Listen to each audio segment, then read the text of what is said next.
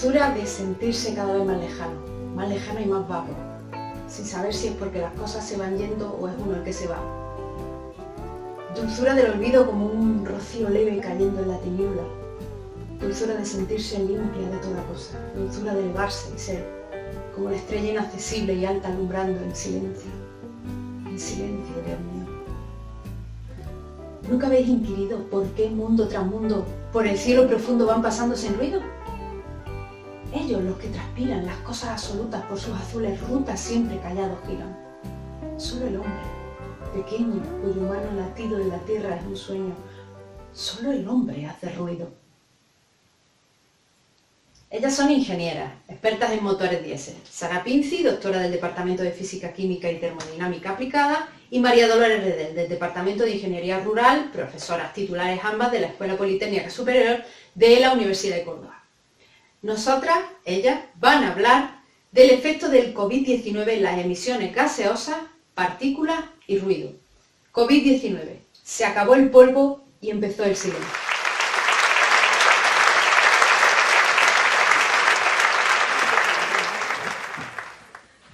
Muchas gracias, Natalia. Buenas noches a todos. Buenas noches, Loli, con lo que tengo de achucharte y de volver a compartir escenario contigo. Nosotros, en nuestro grupo de investigación, en la Universidad de Córdoba, nos encargamos de determinar emisiones y ruido en proceso de combustión. Y entonces, ¿por qué no hablar de la pandemia en base a las emisiones y al ruido? Mi pregunta es, ¿qué relación hay entre la contaminación atmosférica y el COVID-19? Pues la respuesta, como todo en esa pandemia, es que no tenemos ni idea. Bueno, un epidemiólogo italiano en la revista British Medical Journal sostiene que si el COVID-19 es un puzzle al que le faltan piezas, pues bueno, una de estas piezas podría ser justamente la contaminación atmosférica. Y además se han fijado 3 líneas de estudio para estudiar esta relación. La primera, en la zona donde se ha aplicado el confinamiento más estricto, se ha observado una disminución de la contaminación atmosférica. Bueno, esto sobre todo si observamos las emisiones de dióxido de nitrógeno. El dióxido de nitrógeno es un contaminante local. ¿Por qué? Porque afecta directamente nuestra salud, en cuanto puede provocar disminución de la capacidad pulmonar, bronquitis aguda, asma y a veces también hasta alergia. El dióxido de nitrógeno se puede notar de imágenes satelitales que ha disminuido. Gracias a esa imagen podemos ver, por ejemplo, en Italia, imágenes de antes del confinamiento, a 3 semanas después del confinamiento, o bien también en España, confrontando el año anterior con este año. A pesar de que esa diferencia abrumadora de imágenes satelitales hay que tener mucho cuidado y ser muy riguroso en esa elaboración. De hecho, algunos medios lo han tomado un poco a la ligera. El mismo Copernicus Monitoring Service Center ha tenido que tomar medida el asunto y matizar un poco estos resultados. ¿Por qué? Porque el dióxido de nitrógeno varía muchísimo durante el día y por lo tanto necesitamos tener una serie de datos muy amplios y sobre todo porque en las imágenes satelitales hay que aplicarle un factor de corrección QA, que es como, imaginamos como un filtro de belleza de las imágenes, que sirve para corregir errores y, por ejemplo, obviar la presencia de nubes que puede haber entre el satélite y la imagen, la zona monitorizar. Aquí podemos ver, por ejemplo, que si aplicamos diferentes filtros a las mismas imágenes, pues entonces la diferencia entre emisiones de dióxido de nitrógeno entre 2019 y ahora no son tan grandes, por ejemplo en Estados Unidos. Por esto los expertos recomiendan complementar la información de imágenes satelitales con datos de mediciones reales y modelos matemáticos. ¿Por qué? Porque es imposible dar una respuesta sencilla a un problema complejo. Pero entre los contaminantes locales no está solo el dióxido de nitrógeno, sino también material particulado, que son partículas sólidas y líquidas que están en el aire. Si son suficientemente pequeñas para quedarse en suspensión, podemos llamarlos aerosoles. Y os digo un secreto, para estudiar los aerosoles, material particulado, pues bueno, sí, el tamaño cuenta. ¿Por qué? Podemos clasificarlo en PM10 o en PM10 porque tienen un diámetro aerodinámico inferior a 10 micras y en PM2,5 o partículas finas la que tengan diámetro inferior a 2,5 micras, una millonésima parte de metros. Las partículas finas son las más puñeteras. ¿Por qué? Porque pasan los filtrados de nuestro cuerpo y algunos pueden llegar hasta los alvéolos pulmonares. Y además, por su característica aerodinámica, se mantienen muchos más tiempo en la atmósfera. Entre las peores están las de combustión. ¿Por qué? Porque además de estar recubierta, además de ser pequeña, está recubierta por compuesto cancerígeno. Vamos a ver, las partículas son como los bulos. Sí, ¿por qué? Porque los grandes se identifican y se filtran. Pero los pequeños, las mentirijillas, pues pasan por todos lados y se difunden por todos lados y constituyen el cáncer de nuestra sociedad. La Organización Mundial de la Salud ha afirmado que solamente las partículas finas, la PM2,5, causan al año 1 millón de muertos en el mundo. Y por eso hay un estudio hecho en China de cuántas muertes se habrían ahorrado, supuestamente en China, debido a la reducción de emisiones provocada por el confinamiento. Y los resultados son asombrosos. O sea, según ellos, de resultados que hay que contrastar, el número de muertos ahorrados sería superior a lo que ellos declaran de muertos por coronavirus.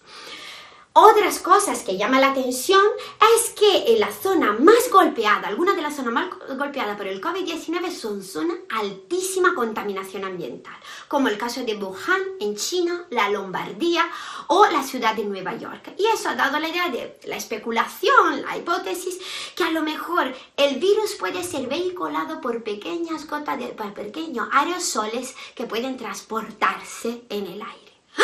¿Cómo? ¡Pánico! Eso ha creado pánico. ¿Eso quiere decir que virus in the air? Pues no, tranquilos. La Organización Mundial de la Salud a final de marzo ha dicho que no, con algunos matices. ¿Qué sabemos del coronavirus? Que se puede transportar en gotitas respiratorias. Las gotitas respiratorias son partículas líquidas que salen de la boca, grande, y por lo tanto, por ser grande, precipitan pronto y se propagan en un espacio muy limitado. O bien se puede propagar por contacto o por superficie. Sin embargo, no hay ningún estudio concluyente que demuestre que el coronavirus se transfiere por núcleo de gota, o sea, aerosoles pequeños a grande distancia.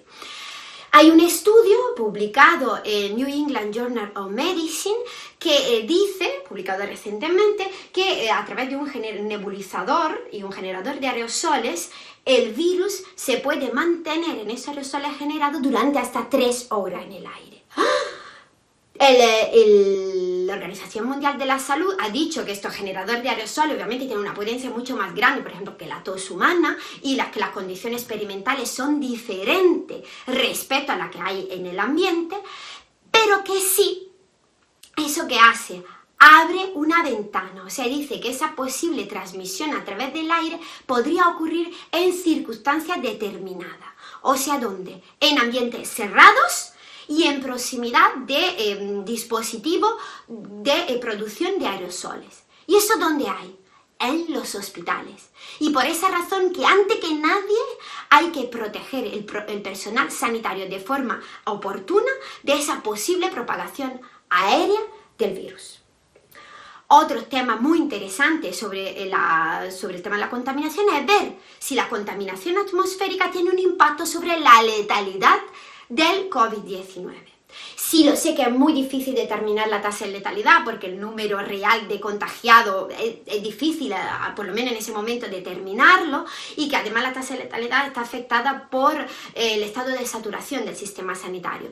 Pero sería un error obviar la gran cantidad de producción científica que se ha realizado y validada durante los últimos 20 años que demuestra que la contaminación ambiental nos hace más susceptibles a la infección virales. ¿Y eso por qué? Porque nos hace más débil nuestro sistema inmunológico. Entonces será fascinante ver cómo se determinará esta correlación en los días del día, sobre todo para temas de cura y prevención. Bueno, Sara lo ha hecho fenomenal. A mí me ha encantado.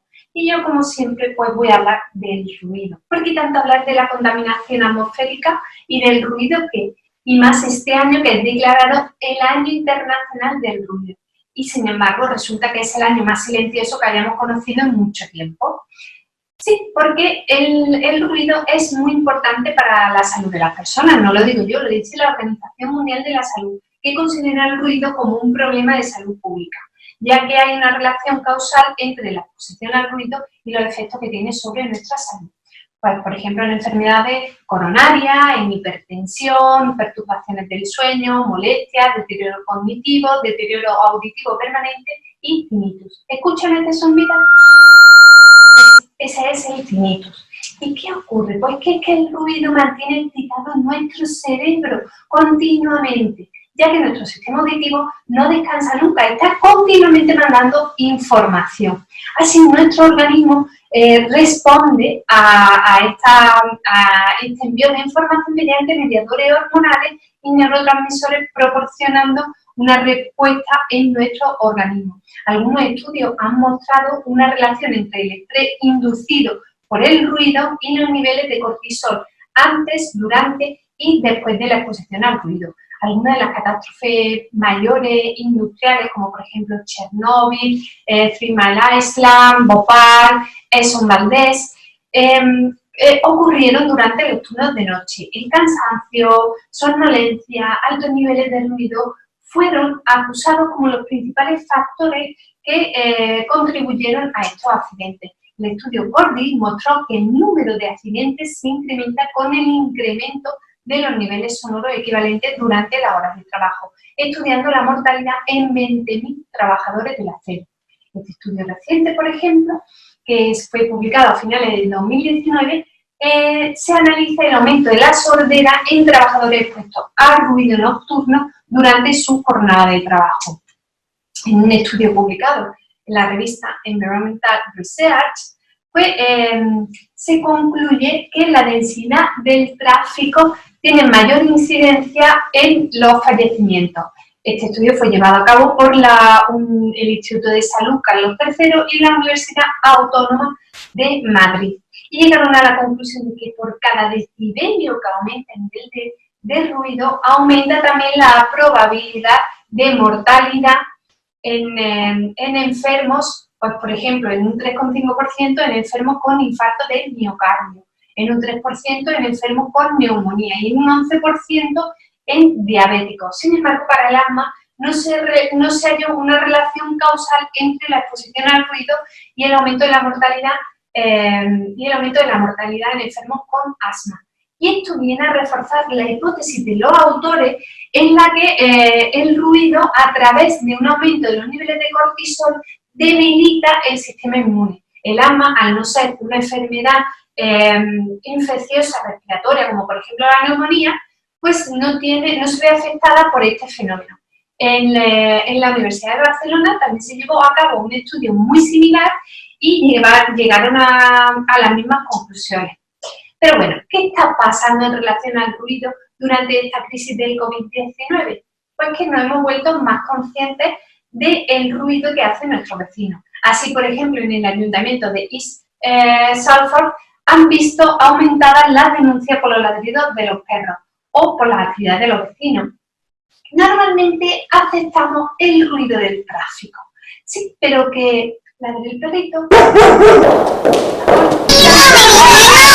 el niño, eso como que nos molesta un poquito más. Pues bien, de ahí ahora la importancia de, durante este confinamiento, de intentar mantener en silencio nuestros hogares. Yo, por ejemplo, me he quitado los tacones para estar en casa. Y en la Universidad de Arizona también nos da algunas recomendaciones, como por ejemplo que nos pongamos sonidos de la naturaleza, como este. Sí, y así poder minimizar nuestro nivel de estrés, el nivel de estrés de nuestra familia y también minimizar la banda sonora que hacen nuestros hijos y poder centrarnos más en el teletrabajo.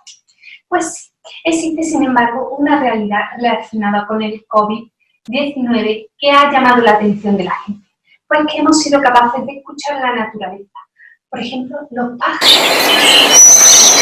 Sí, estos son los pájaros de mi vecino, que yo lo estoy escuchando todo el año. Pero vosotros ahora podéis escuchar los pájaros porque se ha disminuido mucho el ruido del tráfico. Es posible escuchar. También es posible escuchar la tierra. Fijaros cómo suena. Sí, así suena la Tierra.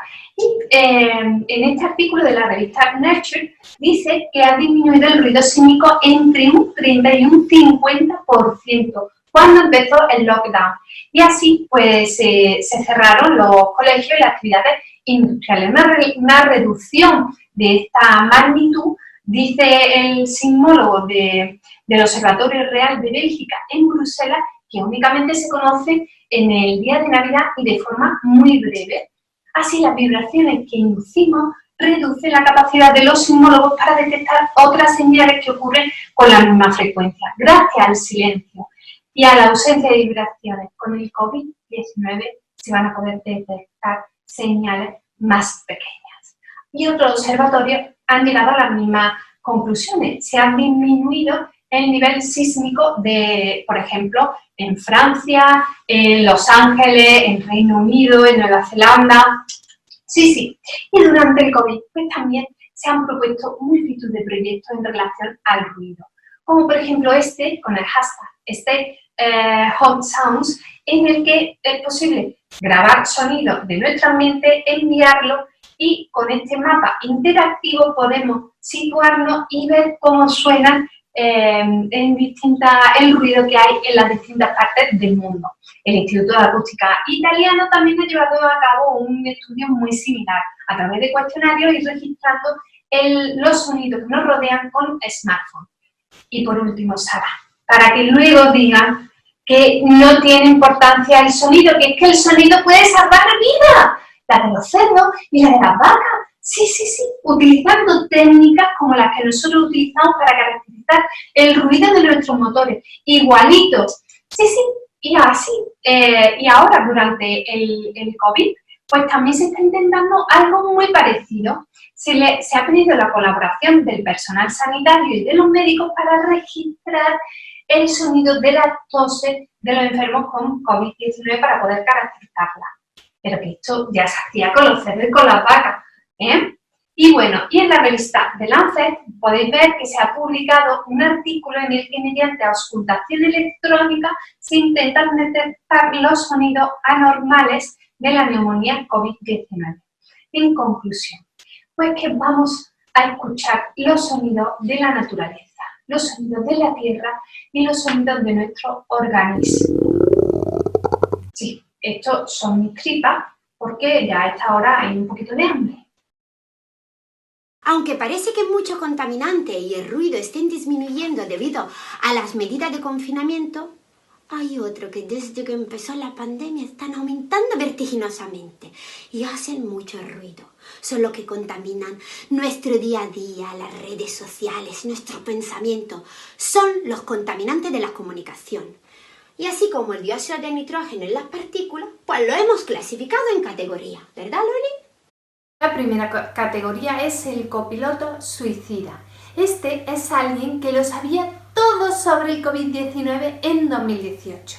El que tiene una solución para todo y te la dice gritando. Imaginad que estamos en una carretera peligrosa, con poca visibilidad, con un montón de gente que nos persigue y el copiloto que está en el coche contigo empieza a decirte: que te lo había dicho de no coger esta carretera, pero ¿qué haces? ¿Cómo conduces, Gili? Que te lo había dicho yo. Hombre, cuando lleguemos tranquilos a nuestro destino, cómodo y sano, ya decidiremos si cambiamos de piloto, cambiamos de coche o cambiamos el destino de vacaciones. Pero mientras estamos en la carretera y nuestro culo depende del que está conduciendo, pues esta no es una actitud muy inteligente. La segunda categoría es la de reenviador compulsivo. Es cierto que en esta situación de aburrimiento y de impotencia, cuando vemos una noticia que parece la panacea de todo nuestro problema, nos entra la irrefrenable pulsión de reenviarlo y mandarlo todo a nuestro contacto. Pero no tenemos que creer al cuñado del primo, del amigo, del hermano, de que trabaja en el centro de salud de no sé dónde. No, tenemos que confiar solamente en fuentes oficiales y reenviar solo lo que hace referencia a ello. Repetid conmigo: hola, soy una reenviadora compulsiva y llevo 10 días sin reenviar chorradas. Y si queréis, creamos un grupo de reenviadores compulsivos anónimos y vamos a hacer juntos los 12 pasos. Pero por favor, no contaminéis con tanto ruido la vida de la gente que ya de por sí lo tiene muy complicado. Y la tercera categoría es el cuñado complotista, que es aquel que ya lo sabe todo, el que sabe que esto es un virus que lo han llevado los americanos y ahora que se han contagiado los americanos, pues dice que lo han traído los chinos para gobernar el mundo entero. El cuñado complotista ve todo más allá, seguro que hay algo detrás, que el COVID-19 ha sido construido en un laboratorio, que no hay que confiar en los laboratorios. Tengo que decirte una cosa, querido cuñado complotista, será justamente que un laboratorio que saldrá una vacuna que te salvará de este virus. Pues sí, querido contaminante del debate científico, hay una sola verdad. La gente muere y los sanitarios están jugando la vida. Es algo suficientemente serio como para limitar el ruido y la contaminación del debate al mínimo. Es cierto que todos estamos asustados y eso nos hace más vulnerables a la mentira y a los bulos, pero esa contaminación nos hace aún más inseguros y carne de cañón para todos los sinvergüenzas que sacan provecho de esta basura. Sí, el problema es que la gente quiere seguridad, es que la ciencia ahora, como también hemos visto en esta charla, no puede dar. Por esto nos gustaría cerrar con una frase de la maravillosa Susana Escudero que nos encantó el año pasado en Nauka y que estos días es una verdad como un puño. La ciencia, como nuestros padres, no es infalible, pero es lo mejor que tenemos y nos tenemos que abrazar a ello. Muchas gracias.